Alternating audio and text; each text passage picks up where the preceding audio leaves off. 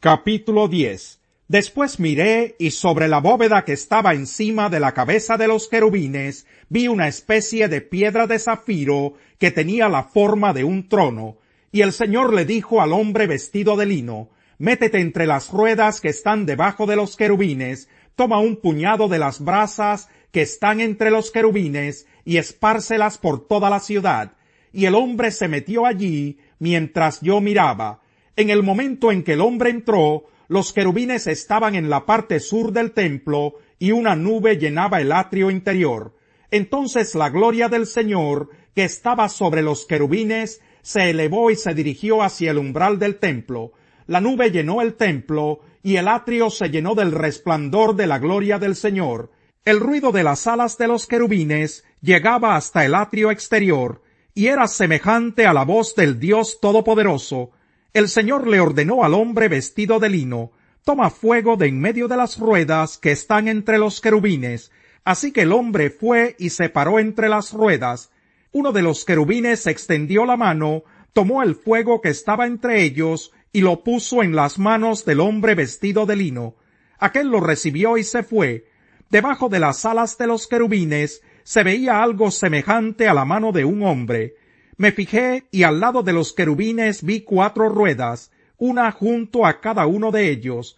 Las ruedas tenían un aspecto brillante como el crisólito. Las 4 ruedas se asemejaban, y parecía como si una rueda estuviera encajada en la otra. Al avanzar podían hacerlo en las 4 direcciones, sin necesidad de volverse. Avanzaban en la dirección a que apuntaba la cabeza del querubín, y no tenían que volverse. Todo el cuerpo, la espalda, las manos y las alas de los querubines, al igual que las 4 ruedas, estaban llenos de ojos. Alcancé a oír que a las ruedas se les llamaba círculos. Cada uno de los querubines tenía 4 caras: la primera de querubín, la segunda de hombre, la tercera de león y la cuarta de águila. Los querubines, que eran los mismos seres que yo había visto junto al río Quebar, se elevaron. Cuando avanzaban, las ruedas a su costado hacían lo mismo. Cuando desplegaban sus alas para levantarse del suelo, las ruedas no se apartaban de ellos. Cuando se detenían, las ruedas hacían lo mismo. Cuando se levantaban, las ruedas se levantaban también, porque el espíritu de esos seres vivientes estaba en las ruedas. La gloria del Señor se elevó por encima del umbral del templo y se detuvo sobre los querubines. Y mientras yo miraba, los querubines desplegaron sus alas y se elevaron del suelo, y junto con las ruedas salieron y se detuvieron en la puerta oriental del templo del Señor. La gloria del Dios de Israel estaba por encima de ellos. Eran los mismos seres vivientes que, estando yo junto al río Quebar, había visto debajo del Dios de Israel. Entonces me di cuenta de que eran querubines. Cada uno tenía 4 caras y 4 alas, y bajo las alas tenían algo que se parecía a las manos de un hombre. Sus caras eran iguales a las que yo había visto junto al río Quebar. Cada uno de ellos caminaba de frente. Capítulo 11. Un viento me levantó y me llevó hasta la entrada oriental del templo del Señor. A la entrada había 25 hombres, entre los cuales estaban Hazanías, hijo de Azur, y Pelatías, hijo de Benaías, que eran jefes del pueblo. Dios me dijo: hijo de hombre, estos son los que están tramando maldades y dando malos consejos en esta ciudad. Dicen: todavía no es el momento de reconstruir las casas. La ciudad es la olla y nosotros somos la carne. Por eso, hijo de hombre, profetiza contra ellos. Sí, profetiza. El Espíritu del Señor vino sobre mí y me ordenó proclamar: así dice el Señor: ustedes, pueblo de Israel, han dicho esto, y yo conozco sus pensamientos. Han matado a mucha gente en esta ciudad y han llenado las calles de cadáveres. Por eso yo, el Señor Omnipotente, les aseguro que los cadáveres que ustedes han arrojado en medio de la ciudad son la carne, y la ciudad es la olla de la que yo los arrojaré. ¿Temen la guerra? Pues bien, yo, el Señor Omnipotente, declaro que enviaré guerra contra ustedes. Los echaré de la ciudad, los entregaré en manos de extranjeros y los castigaré con justicia. Morirán a filo de espada. Yo los juzgaré en las mismas fronteras de Israel, y así sabrán que yo soy el Señor. La ciudad no les servirá de olla, ni serán ustedes la carne dentro de ella. Yo los juzgaré en la frontera misma de Israel. Entonces sabrán que yo soy el Señor. No han seguido mis decretos ni han cumplido con mis leyes, sino que han adoptado las costumbres de las naciones que los rodean. Mientras yo profetizaba, Pelatías, hijo de Benaías, cayó muerto. Entonces caí rostro en tierra y clamé a gritos: ¡Ay, Señor, mi Dios! ¿Vas a exterminar al resto de Israel? El Señor me dirigió la palabra: Hijo de hombre, esto es lo que dicen los habitantes de Jerusalén en cuanto a tus hermanos, tus parientes y todo el pueblo de Israel. Ellos se han alejado del Señor, y por eso se nos ha dado esta tierra en posesión. Por tanto, adviérteles que así dice el Señor Omnipotente: aunque los desterré a naciones lejanas y los dispersé por países extraños, por un tiempo les he servido de santuario en las tierras a donde han ido. Adviérteles también que así dice el Señor Omnipotente: yo los reuniré de entre las naciones, los juntaré de los países donde han estado dispersos, y les daré la tierra de Israel. Ellos volverán a su tierra, y echarán de allí a los ídolos detestables, y pondrán fin a las prácticas repugnantes. Yo les daré un corazón íntegro, y pondré en ellos un espíritu renovado.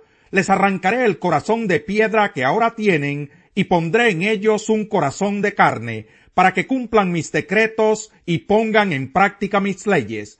Entonces ellos serán mi pueblo, y yo seré su Dios. Pero los que van tras esos ídolos detestables y siguen prácticas repugnantes, yo les pediré cuentas de su conducta. Lo afirma el Señor Omnipotente. Los querubines desplegaron sus alas, las ruedas estaban junto a ellos, y la gloria del Dios de Israel estaba por encima de ellos. La gloria del Señor se elevó de en medio de la ciudad, y se detuvo sobre el cerro que está al oriente de Jerusalén. En una visión un viento me levantó, y me trasladó hasta donde estaban los exiliados en Babilonia, y la visión desapareció. Entonces les comuniqué a los exiliados lo que el Señor me había revelado. Capítulo 6. Por eso, dejando a un lado las enseñanzas elementales acerca de Cristo, avancemos hacia la madurez. No volvamos a poner los fundamentos, tales como el arrepentimiento de las obras que conducen a la muerte, la fe en Dios, la instrucción sobre bautismos, la imposición de manos, la resurrección de los muertos y el juicio eterno. Así procederemos si Dios lo permite.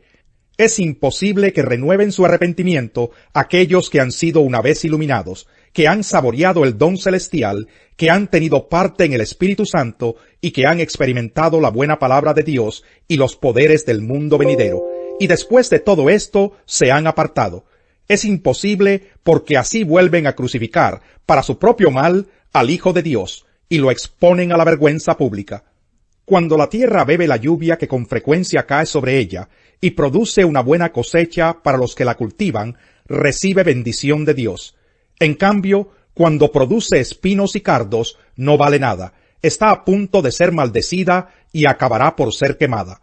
En cuanto a ustedes, queridos hermanos, aunque nos expresamos así, estamos seguros de que les espera lo mejor, es decir, lo que atañe a la salvación, porque Dios no es injusto como para olvidarse de las obras y del amor que para su gloria ustedes han mostrado sirviendo a los santos, como lo siguen haciendo. Deseamos, sin embargo, que cada uno de ustedes siga mostrando ese mismo empeño hasta la realización final y completa de su esperanza. No sean perezosos, más bien, imiten a quienes por su fe y paciencia heredan las promesas.